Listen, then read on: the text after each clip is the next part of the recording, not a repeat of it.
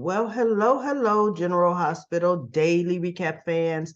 Today's daily recap is for Friday, March the 31st, 2023. Friday, March the 21st.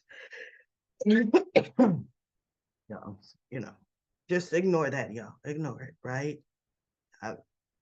It's going to run its course, but while I'm still recuperating, you want to know what I watch? My General Hospital. I'm on my recliner with my feet up, got my blankie on, and I'm watching my comfort soap, my comfort TV, right? So I'm going to get through this recap today with you. Now, of course, we've got Sunny and Drew talking to Valentine and Anna, rehashing the same thing. Drew saying, you got to leave. You cannot stay in this house. And Sunny says, well, no, not right now, because I have to secure another location. So then we could go from A to B. Right now, it's too much up in the air. No. And you don't need to be moving right now, which is right. You move under the cover of night, right? So they were like, yeah, okay, you're right, Sonny, you're right. And they also said that bottom line, Victor, they know he knows, they know he has the necklace, so he's going to be out for blood. So they have to have another plan. So Sonny says, I need you to, Anna says, I got to call Felicia to tell her Victor knows about her too, so she can be cautious and on guard, right? And Felicia says, okay, oh my God, okay, just get in touch when you can. And Anna says, listen, Felicia, you can't come up here. She goes, no. In case I'm going to be followed, I understand, right? So Sonny and Drew leave, and he says, after we leave, nobody else can come visit you. I'll be in contact with you with the arrangements for the new safe house. So they leave. And mind you, guess what? They still don't know Lucy's gone. Now that I watched the episode, no, they don't know Lucy's gone. And how could they not know Lucy's gone? Anytime Lucy is in the house, Lucy's annoying. You want to kill her, right? You want to put a pacifier in her mouth to shut her up. How do you not know that the biggest headache you're going to have is not in the house, right? But they don't know yet. So Maxie is freaking out about seeing Lucy, saying, what on earth are you doing here again? You're putting everything at risk. Well, I just, Lucy being Lucy, I had the nurses. Oh my God. And then some old man comes up to them trying to find directions to the restaurant. And Felicia's coming back over, and Maxie goes, oh, my mother can show you exactly where it's at. So he ushers Felicia, takes the guy to the elevator. She doesn't notice Lucy and takes him up. Maxie Lucy's like, oh, that was close. Ooh, that was close. Like this is a whole game. Like her life was a game. This woman was gagged, tied up to pipes for days. They didn't give her bathroom breaks, nor did they give her a shower, right? That means nothing to Lucy. That whole ordeal meant nothing to her. So she leaves. I says, oh, okay. Well, guess what? The old man wasn't just some old man. He comes right back down to the lobby, making a phone call to Victor, saying, guess who showed up here in the lobby? Lucy Coe. So they know Lucy's in town. Now, the old man did not follow Lucy, but Lucy's not going to be hard to find, because Lucy probably checked in wherever she's at under her name, Lucy Co. Use a credit card, Lucy Co. Because Lucy is just that stupid. She's that ridiculously stupid. So we have Carly coming to meet Michael and Willow's and hearing, Nina, are you okay, Nina? Willow, are you okay, Willow? So Carly goes rushing in. I said, what happened? What did you do to her? And she's like, nothing. And so Willow's like, look, be okay. Be okay. And she's trying to catch her breath. And so Carly's like, why are you even here, Nina? She goes, I was dropping off a care package for Willow at her door, and she told me to come in, right? She wanted to tell me about, no, Willow says, I wanted to tell her that the bone marrow transplant is tomorrow. And so Carly's like, oh, okay. Now you guys, you know I'm Team Carly. But once Carly knew that Nina was invited in by Willow, Carly needs to back off. Willow knows what Willow wants to do, and Carly should not interfere with that. Carly's like, okay, but Willow, what happened? She goes, it took Amelia a long time. It took me a long time to get her down to sleep, and it wore her out. And I'm thinking, where's the nanny? Where's the nanny? Michael and Wiley were off getting treats for the nurses' ball, but Willow cannot handle things on her own, period. There should be a nanny there if Michael's going to be gone, right? So Carly says, I'm here now. I can do whatever else you need to do. I'll show Willow out. I'll show Nina out. And Nina looks at Carly and she goes, that is not your call, Carly. That's Willow's call, right? So Willow looks at Carly, Willow looks at Nina, and she's just like, whatever. Willow did not ask Nina to leave, okay? Because guess what? It may take some time to have a mother-daughter relationship, but Willow is open to it. Baby steps, right? Baby steps. So Willow said, oh, and she tries to get up and they're like, hey, wait, whoa, what you doing? Because she goes, I just remembered there's some prep work that I need to get done for when Michael and Wiley get home. They can. Carly's like, I could do that, Willow. I can. She goes, no, it's really simple. It's really easy. I'm going to do it. So they help steady Willow on her feet, and she slowly walks into the kitchen. So Nina poses to Carly, that they need to form a truce for Willow's sake, which is true. 100% true. For Willow's sake, no sniping, no griping, no picking fights that have to be refereed. Willow does not need that. She goes, we need to form a united front, Carly, for Willow. And so Carly just looks at her like, yeah, okay. And so then Nina makes the mistake of saying, how's Donna handling not being able to see Sunny? She knows Carly don't like her talking about her daughter. Look, Nina should have just said nothing to Carly, or hey, how's the weather? But don't go in on Donna, because you know how Carly is. She goes, Donna's fine, but I explained to her daddy's really busy right now and she can't see him for a while. She goes, Nina, that's Sonny's life. And that's something that you're going to have to get used to. But by the look on your face, you're not used to it. See, it's not the Mike you had in Nixon Fall. This is Sonny. And this is Sonny's life.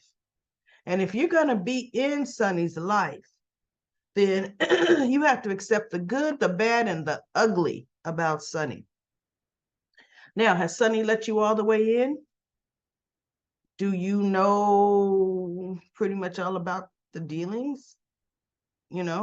She goes, my guess is no. My guess is he's shielding you, not letting you all the way in.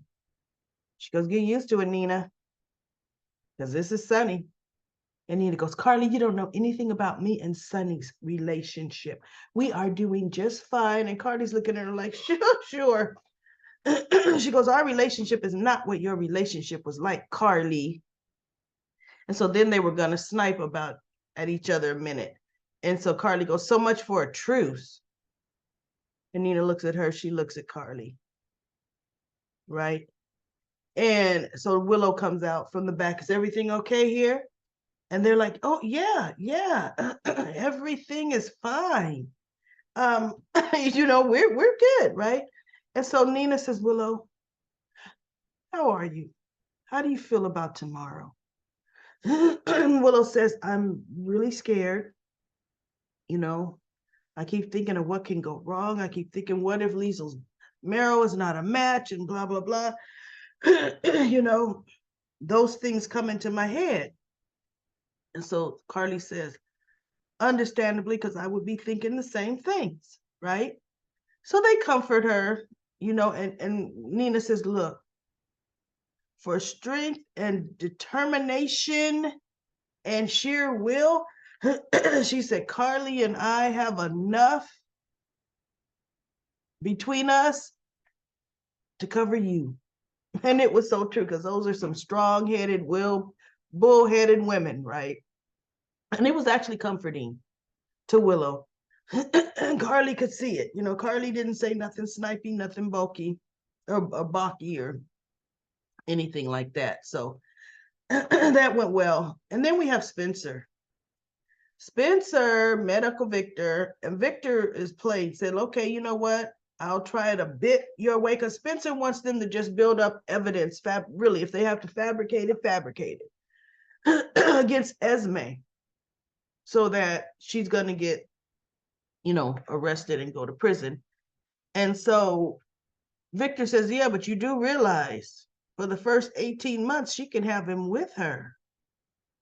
And I'm thinking, that's only if she's in Spring Ridge. If she is in Pentonville, she cannot have that baby with her. So if a judge finds her guilty of all those crimes, she will not be going back to Spring Ridge. She'd be going to Pentonville, and no, the baby won't be going with her, right? So Victor says, Spencer, I'm going to tell you this. You need to be resolved, and you need to be all in, because if it's taking too long, I'm going to deal with Esme Prince the way I see fit, the way she needs to be dealt with. Victor wants to kill her. He said, because she will not be raising the Cassadine heir. She will not. Which is so interesting. The Cassadines have never done a good job of raising their heirs. What makes them think they're going to be better than crazy Esme? Right? The only one better is Laura. Only one. So Spencer says, yeah, he's in. And he goes back to the hospital to get Esme. But meanwhile, Ava's talking to Esme. Cuteness in the house. Cuteness. Cute. Look, let me tell you something. Why is the camera? Cuteness, when Ava's talking, he's looking all in her mouth. If I'm an adult around that baby, I'd be like, goodness, do I need to start spelling things? Because this kid looked like he know what I'm talking about. He's like, wait, what you saying? What you say my mama did? Huh? I don't know about that. I don't know my mama did that. And so Esme at one point, because she goes, well, I'm sorry that Nicholas isn't here to help you with your child. And Esme's like, I'm not. And she walks away to the vending machine. And then she comes back and Ava's like, what do you mean you're not? She says, he doesn't want to offer support. Nicholas came to Spring Ridge with papers for me to sign to strip me of all my maternal rights. He's trying to take my son from me. And Ava was shocked at that. She may hate Esme, but she doesn't agree with that. And she says, oh, really? She goes, yes. So, no.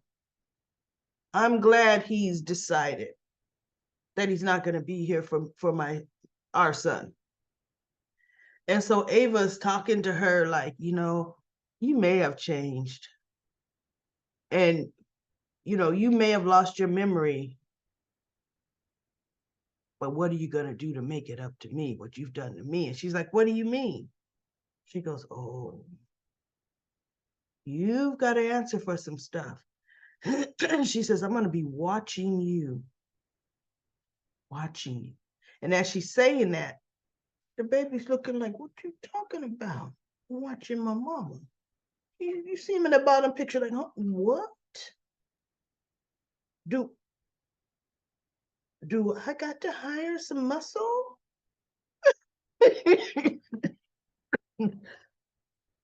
And she says, when that old Esme comes out, I'm going to be there. And I'm going to make sure that, what did she say? That, she says, when the old Esme comes back, I'm going to recognize it. And then I'm going to finish what you started. And the baby's like, well, I think that's a threat. Nobody threatens my mom because I'm Ace Cassadine. Okay? I'm Ace. There was a crazy old man holding me, telling me the future is in my hands. If I got to get that crazy old man, I will. But yeah, but I would be like, oh no, this baby is way too astute. I can't be saying stuff in front of him because he's taking it all into that little genius brain, just taking it all in. I mean, man, I just love him. He's so cute. Cuteness in the house. Oh, I love that baby. So anyway, I just hate I haven't seen Amelia because that was another cute set of twins. But boy, little Ace is growing on me. You know, it's like whoever they put in front of us is the one we love. So anyway, that's it for General Hospital today. Let's see if I can get through Comment Corner, y'all, because it's a little rough. Jody says, oh my, I love watching you. I was literally laughing out loud with the whole googly eyes blowing kisses talking about Jocelyn and Dexy. I know. It was better than the GH episode. Love from New Jersey and feel better. Oh, and the only class Jocelyn will take is health. Cinda says if Jocelyn thinks pre-med takes up her time, wait until she goes to medical school. She'll have no time for a relationship once she reaches that point, and the only thing on her mind will be sleep. She'll have precious little time for that too. I remember that with Kiki, but the good thing was she was with Griffin, and Griffin was also at the hospital, so she at least, they got to see each other during work. Yvette says the actress Yvette Brown portrayed the person he fearfully saved.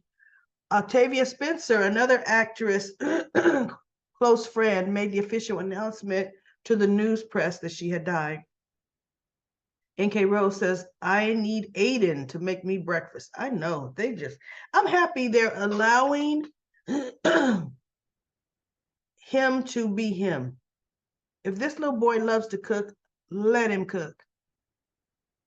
He could be one of the next top chefs, right? And isn't it interesting? See, cooking typically is allegedly a woman's thing in the kitchen, right?